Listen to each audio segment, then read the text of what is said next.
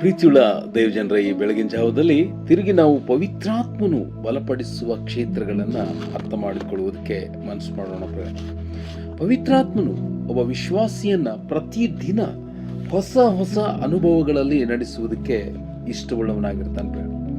ಒಬ್ಬ ವಿಶ್ವಾಸಿ ಯಾವಾಗ ಪವಿತ್ರಾತ್ಮನಿಗೆ ಬಹಳಷ್ಟು ಅನುಕೂಲವಾದ ರೀತಿಯಲ್ಲಿ ಪವಿತ್ರಾತ್ಮನ ಜೊತೆಗೆ ನಡೆಯುವುದಕ್ಕೆ ಮನಸ್ಸುಳ್ಳವನಾಗಿರ್ತಾನೋ ಆತನಲ್ಲಿ ಒಂದು ಹೊಸ ಹೊಸ ಸೃಷ್ಟಿಯ ಸ್ವಭಾವಗಳನ್ನು, ಪರಲೋಕದ ಸ್ವಭಾವಗಳನ್ನು ಆತನು ಹಾಕುವುದಕ್ಕೆ ಮನಸ್ಸು ಮಾಡ್ತಾನೆ. ನಾವು ಕೊಲೆಸಿದವರು ಬರೆದ ಪತ್ರಕ್ಕೆ 3ನೇ ಅಧ್ಯಾಯದ 10ನೇ ವಚನದಲ್ಲಿ ನೋಡುವಾಗ ಈ ಸ್ವಭಾವವು ಅದನ್ನು ಸೃಷ್ಟಿಸಿದ ಆತನ ಹೋಲಿಕೆಯ ಮೇರೆಗೆ ದಿನೇ ದಿನೇ ನೂತನವಾಗುತ್ತಾ ಪೂರ್ಣ ಜ್ಞಾನವನ್ನುಂಟು ಮಾಡುವಂಥದ್ದಾಗಿದೆ.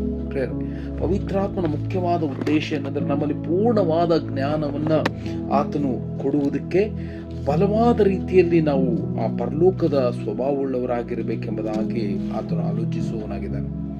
ಅಷ್ಟು ಮಾತ್ರವಲ್ಲ ಪ್ರಿಯರೇ, ನಮ್ಮನ್ನು ಪ್ರತಿನಿತ್ಯ ಆತನು ಹೊಸ ಹೊಸ ರೀತಿಯಲ್ಲಿ ನಡೆಸುವುದಕ್ಕಾಗಿ ನಮ್ಮನ್ನು ಶುದ್ಧಿ ಮಾಡುವಂಥವನು, ತೊಳೆಯುವಂಥವನು ಎಂಬುದಾಗಿ ನಾವು ನೋಡ್ಕೊಳ್ತೇವೆ.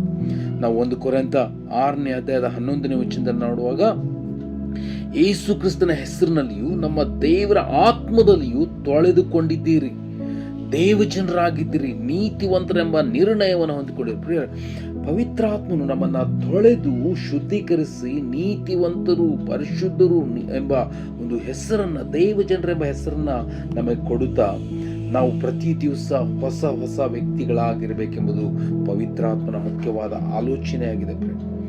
ಪವಿತ್ರಾತ್ಮನ ಮುಖ್ಯವಾದ ಉದ್ದೇಶ ನಾವು ಪರಲೋಕದ ಮಹಿಮೆಯ ಸ್ವಭಾವವುಳ್ಳವರಾಗಿರಬೇಕು, ಪರಲೋಕದ ಭಾವಗಳನ್ನು ಪ್ರತಿನಿತ್ಯ ಧರಿಸಿಕೊಂಡವರಾಗಿ ಈ ಭೂಮಿಯ ಮೇಲೆ ಕಂಡು ಬರಬೇಕನ್ನುವಂಥದ್ದೇ ಪವಿತ್ರಾತ್ಮನ ಮೂಲವಾದಂಥ ಒಂದು ಉದ್ದೇಶವಾಗಿದೆ ಎಂಬುದಾಗಿ ನಾವು ನೋಡ್ಕೋತೇವೆ. ಪ್ರಿಯರೇ, ದೇವರ ಮಕ್ಕಳು ಅವರು ಪರಲೋಕದವರು, ಪರಲೋಕದ ಭಾವವುಳ್ಳವರು ಎಂಬುದಾಗಿ ನಾವು ನೋಡ್ಕೋತೇವೆ. ಎಫೆಸದವರು ಬರೆದ ಪತ್ರಕ್ಕೆ 4ನೇ ಅಧ್ಯಾಯದ ಅಲ್ಲಿ 23 ಮತ್ತು 24ನೇ ವಚನದಲ್ಲಿ ನೋಡುವಾಗ, ನೀವು ನಿಮ್ಮ ಅಂತರ್ಯದಲ್ಲಿ ಹೊಸಬರಾಗಿ ನೂತನ ಸ್ವಭಾವವನ್ನು ಧರಿಸಿಕೊಳ್ಳಿರಿ.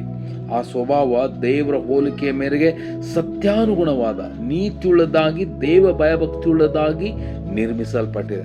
ಪವಿತ್ರಾತ್ಮನ ಮೂಲ ಉದ್ದೇಶ ನಮ್ಮನ್ನ ಪರಲೋಕದವರನ್ನಾಗಿ ಮಾಡುವಂಥದ್ದು, ಪರಲೋಕದ ಮಹಿಮೆಯಲ್ಲಿ ಹೊಸ ಹೊಸ ವ್ಯಕ್ತಿತ್ವದೊಡನೆ ನಾವು ಜೀವಿಸುವಂಥದ್ದೇ ಆಗಿದೆ ಎಂಬುದಾಗಿ ನಾವು ನೋಡ್ಕೊಳ್ತೇವೆ. ಅದಕ್ಕಾಗಿ ನಮ್ಮ ಪ್ರತಿಯೊಂದು ಹೆಜ್ಜೆಗಳು ಪವಿತ್ರಾತ್ಮನಿಗೆ ಒಪ್ಪಿಸಿದಾಗ ಆತನು ನಮ್ಮ ಮೇಲೆ ನಿರ್ಮಲೋದಕವೋ ಎಂಬಂತೆ ಆತನ ಮಹಿಮೆಯ ಆತ್ಮನಿಂದ ನಮ್ಮನ್ನು ಸುರಿಸಿ ನಮ್ಮನ್ನು ನೂತನ ಮಾಡುತ್ತಾರೆ.